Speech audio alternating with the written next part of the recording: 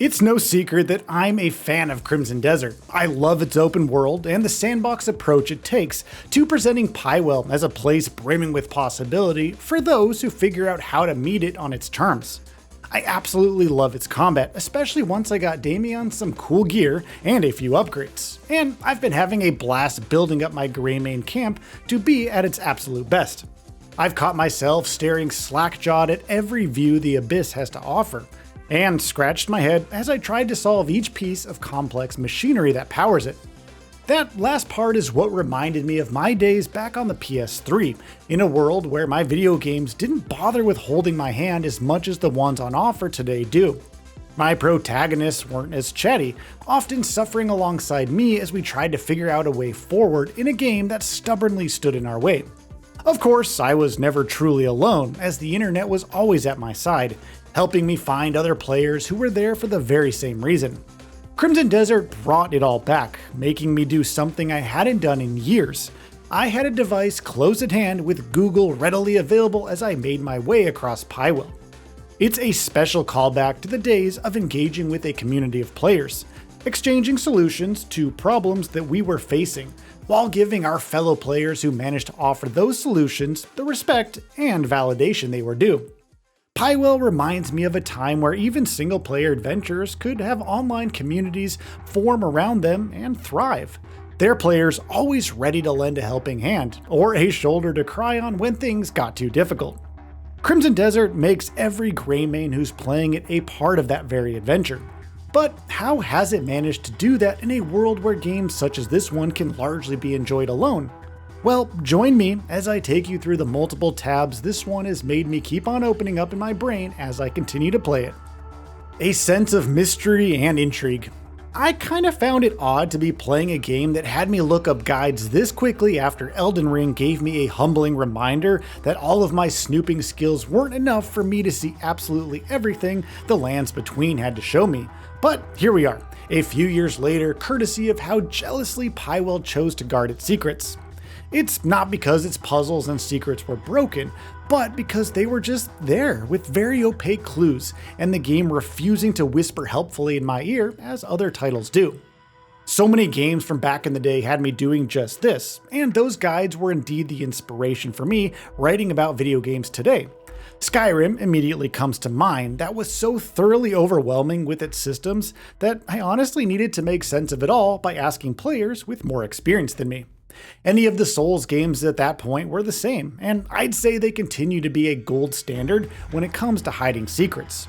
All of these titles made each playthrough a very own research project, funded by a sense of curiosity and fueled by an intrigue so deep it kept any potential fatigue at bay. But Crimson Desert comes pretty darn close to that same feeling, and Pywel's sheer size had me convinced that taking a bit of help with this one was going to be a good idea in the long run. But that isn't an indicator of a game's challenge, isn't it? The puzzles tab joins the walkthrough tab as the second one feeding me a stream of thoughts every time I dove back into Crimson Desert for a jaunt through Pywel. They're the hardest part of the game in my opinion, and that's after trying to take on the boss of Karen Quarry with the gear I began the game with, unaware of the magic of Abyss gears. I hadn't even met Hornsplitter at that point. But if you've been up to the Abyss through any of the spires, you know that even getting the darn door to open is still an uphill task. It took me right back to Prince of Persia from 2008, a game that had you accompanied by a very knowledgeable companion, but one who was as beat as you were when it came to its actual puzzles. Skyrim is another example, as are so many of the puzzles from Zelda. A more recent example would be last year's Hell Is Us, a game that had me taking as many notes as I could while trying to pay attention to what was actually being said. But that's just one new game versus so many from the PS3 era that were real head-scratchers. It's good that Crimson Desert took that route, as the land of Pywel is able to really grab your attention with its air of mystery and wonder. Now, call me crazy, but there is a pleasure in trying to piece together a solution, my brain coming at a problem from a multitude of angles before I finally swallow a slice of humble pie and look up a solution online. I kind of like feeling a little stupid when I see a solution that was staring me smack dab right in the face. I'm laughing with all of you at the fact that I totally missed the memory of seeing somebody stab those pillars you use to rotate puzzle pieces. But I'm dying on the inside when I think of the 2 hours I spent trying to figure that out. My knowledge of the skill tree more decidedly biased towards my axiom abilities at that point. It's something that used to be normal, a facet of gaming that I'd grown to miss after it's become as rare as it has. But Crimson Desert brought it all back. But there are more tabs open for us to actually click on. The fear of failure. The first 2 tabs that Crimson Desert has opened up for me dealt with problems I knew existed. But what about the ones I didn't actually know of, or know about but hadn't actually encountered yet? Well, they opened up 2 new tabs, both fueled by an anxiety that I was going to break the game by exploring too much of it, a sentiment that only grew as I tackled quest after quest from Hernan's residence. And as with all anxiety, it helps to know that you are not alone. I found myself scrolling the game's subreddit in my spare time, finding so many other kindred spirits who were worried about something they couldn't yet solve, or perhaps excited about things they'd seen on the forum. I was firmly in the latter camp after watching somebody use Kliff's fist to devastating effect, which made me promptly load up my save to check out unarmed attacks and their various skills. Now, I've met people as obsessed with this game as I am, which invokes fond memories of playing Skyrim for the very first time, or posting rants about Souls bosses and having other players agree, while people who'd beat the boss shared useful, helpful advice and tips. I've beaten so many bosses based on recommendations from my peers over the years, and I tip my hat to those helpful folks, of course. Crimson Desert brought collective discovery back once again, and made it really cool to boot. There's also the tab that wonders about the consequences of my actions. You're probably aware about the fruit of life at this point, and if you're not, just don't at all pick it up until the story actually tells you to.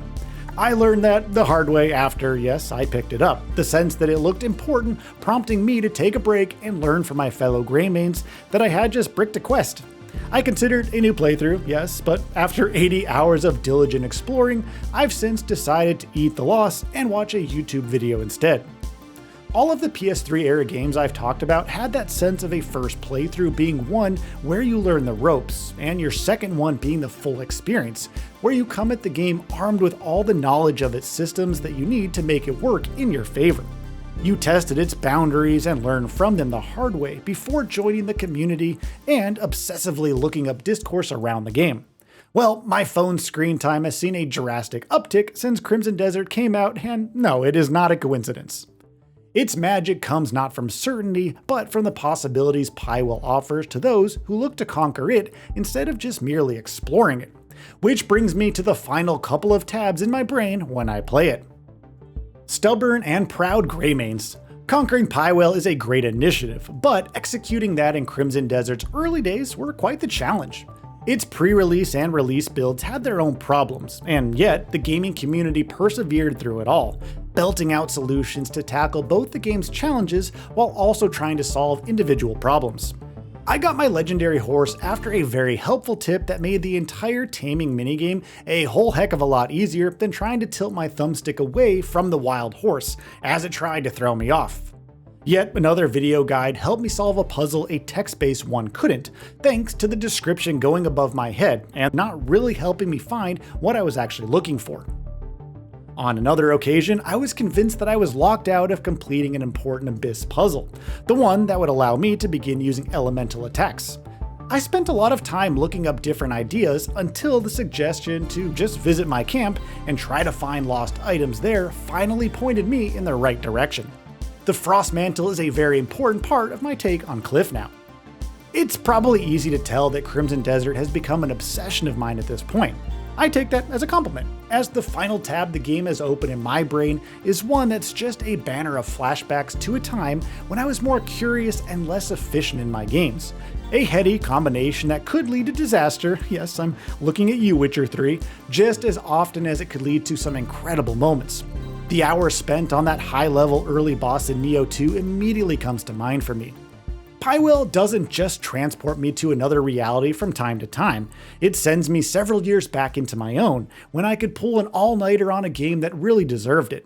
But my bedtimes are stricter now, and life gets in the way of most games, of course. But for the few ones out there like Crimson Desert and its inspirations, I'm happy to trade a little shut-eye for the chance to feel like I'm back in the PS3 era of games again, and that, perhaps, is its greatest achievement.